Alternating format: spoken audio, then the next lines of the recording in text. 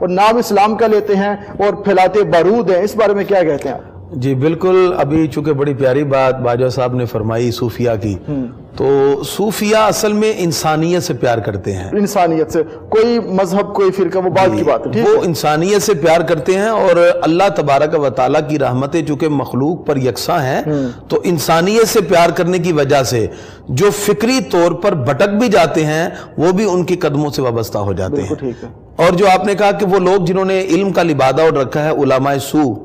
باقاعدہ طور پر میں نے ابھی چونکہ ایک تھیسس مکمل کیا ہے بابا بلے شاہ، میرا ٹاپک یہ ہے بلے شاہ کی علماء سو پر تنقید۔ اچھا، اس میں قرآن مجید کی میں نے آیات پیش کی، اللہ تعالیٰ نے ذکر کیا مثل الذین حملوا التوراۃ، وہ لوگ جنہوں نے تورات کو اٹھا رکھا تھا وہ ایسے ہی ہے جیسے کہ ایک گدھا، کمثل الحمار۔ تو اس پر مفسرین نے لکھا اس سے رسول اللہ صلی اللہ علیہ وسلم کی امت کے ان لوگوں کو بھی نصیحت حاصل کرنی چاہیے جو بظاہر تو علم کا بہت سا انبار اپنے سر پہ اٹھائے ہیں لیکن عمل کے اعتبار سے کچھ نہیں۔ اور یہی وجہ ہے کہ جب معاشرے کے اندر علماء سو ہوں گے تو معاشرہ خود بخود انحطاط کی طرف جائے گا۔ آپ دیکھ لیجئے کہ سرکار دو عالم علیہ السلام اگر کسی لشکر کو بھیجتے ہیں اور ان کو تاکید کرتے ہیں کہ وہاں رات گزارنی ہے، صبح اگر فجر کی اذان کی آواز آئے تو وہاں حملہ نہیں کرنا، یہ اسلام نے خصوصی طور پہ بتایا۔ اور جہاں اسلامی شعار پہ عمل کیا جا رہا ہو، مسلمان امن و آشتی کے ساتھ رہ رہے ہوں، وہاں اگر کوئی ایک شخص اٹھتا ہے اور وہ خود بھی کلمہ گو ہے اور کلمہ گو کو مارنے کے بعد کہتا ہے کہ میں نے جہاد کیا، یہ تو جہاد کے لفظ کو بدنام کیا، یہ تو دہشت گردی ہے،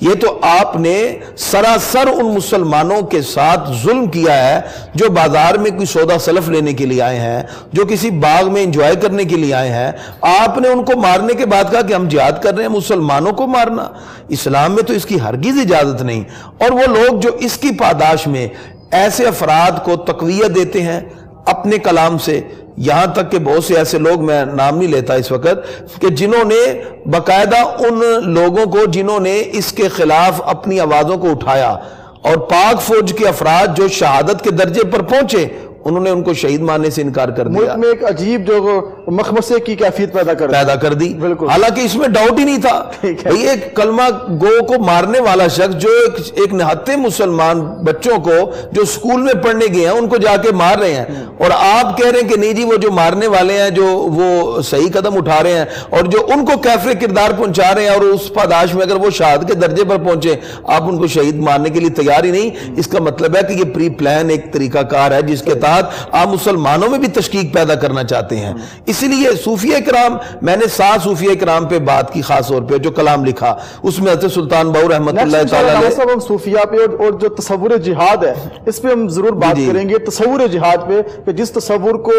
تصور کے چہرے کو خراب کیا جا رہا ہے جی، اصل میں بات کریں گے اس پہ جی۔ حالانکہ وہ تو امن کی بات کی نا انہوں نے، اور انہوں نے باقاعدہ طور پہ بابا بلے شاہ رحمۃ اللہ نے تو یہاں تک لکھا کہ پڑھ پڑھ شیخ مشائخ کہاویں، الٹے مسئلے کروں بناویں، بے عقلانوں لٹ لٹ کھاویں، اگوں پچھوں کریں قرار، علم و بس کری ہو یار۔ فرماتے ہیں یہ کیا علم ہے جو آپ کو انتہائی انتشار میں مبتلا کر دے اور آپ ایک دوسروں پر فتوے بازی کے اندر اتنا آگے نکل جائیں کہ صرف اپنی انانیت کے بت کو بچانے کے لیے آپ دوسرے کو مسلمان تسلیم کرنے کے لیے تیار نہیں۔ تو اسی وجہ سے حضرت بابا بلے شاہ رحمۃ اللہ علیہ پر بھی کفر کا فتویٰ لگا اور لوگوں نے یہاں تک کہ آپ کے پروگرام اور بہت سی چیزوں کو الٹا کے رکھ دیا۔ لیکن اہل حق کی ہمیشہ نشانی ہے وہ امن اور پیار کی بات کرتے رہے اور کرتے رہیں گے۔ تو یہی عالم اسلام کے لیے اس وقت سب سے ضروری بات ہے کہ ہم چند اصولوں پر متفق ہو جائیں، اور ہم جو خلافت کا خوبصورت نظام تھا، اگر آپ سمجھتے ہیں کہ ترقی ہم نے کرنی ہے اور آگے بڑھنا ہے تو پھر ہمیں کسی نہ کسی نقطہ پوائنٹ پہ جمع ہونا ہوگا، اتحاد کرنا پڑے گا جی۔ تکفیری رویے علامہ صاحب یہ کیسے ختم ہو سکتے ہیں؟ یہ اسی وقت ختم ہوں گے نا کہ جب پہلے تو بات یہ ہے کہ ہم ہر بندہ اپنے آپ کو قائد سمجھتا ہے، اور اپنے سے ہم قیادت سے نیچے تو آتے ہی نہیں ہیں، کارکن تو بنتے ہی نہیں ہیں، ہم ہر شخص اپنا قائد بنا ہے، اپنی پھر وہاں کیا ہوگا علامہ صاحب؟ بالکل، میں وہی سمجھتا ہوں کہ ہر شخص اپنے چند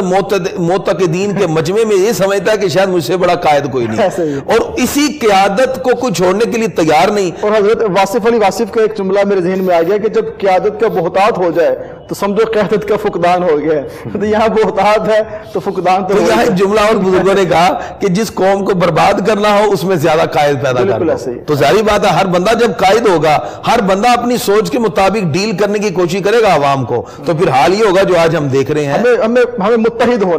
ہونا ہے اور ایک نقطے پر متحد ہونا ہے جہاں کسی کو ہم اتھارٹی تو مانے، کم از کم مذہبی معاملہ ہو تو ہم ان تک لے جائیں، کوئی سیاسی مسئلہ ہو تو ان تک لے جائیں، کوئی معاشی اور معاشرتی معاملات ہو تو ہم ان تک لے جائیں. اس طرح ہم ایک اچھی قوم کی طرح ایک صراط مستقیم کی طرف گامزن ہو سکتے ہیں. وگرنہ یوں ہی خلفشار و انتشار میں مبتلا ہو کر آپس میں دست و گریبان تو رہیں گے لیکن حقیقت تک رسائی نہیں ہو سکتی.